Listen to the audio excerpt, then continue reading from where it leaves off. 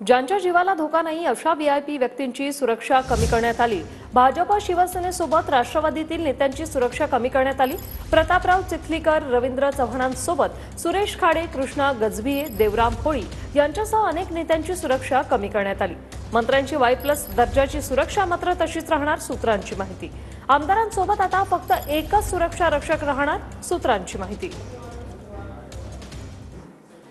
पण त्यांनी या राज्यामध्ये वायझड करून टाकलेली आहे। या राज्याची त्यांनी पूर्ण वायझड केलेली आहे आणि हे वेड्यांचं सरकार आहे। वेळ लागला आहे लोकांना। ही वेड्यांची जत्रा आहे मंत्रालयामध्ये। कोणाचा पायपूस कोणाच्या गळ्यात नाही। मंत्रालयात जाऊन पहा तुम्ही, गोंधळ आहे। शासकीय कार्यालयामध्ये गोंधळ आहे। गृहनिर्माण खात्यामध्ये, माडामध्ये, SRA मध्ये प्रचंड भ्रष्टाचार सुरू आहे। सिक्युरिटी कोणाला किती द्यावी हा निर्णय गृह विभागाची एक समिती करत असते। या संदर्भामध्ये गृह विभागाची समिती निर्णय करत असते आणि त्यानुसार जर निर्णय झाला असेल तर तो त्यानुसार झाला असेल। आणि धोक्याचा काही प्रश्न नाही।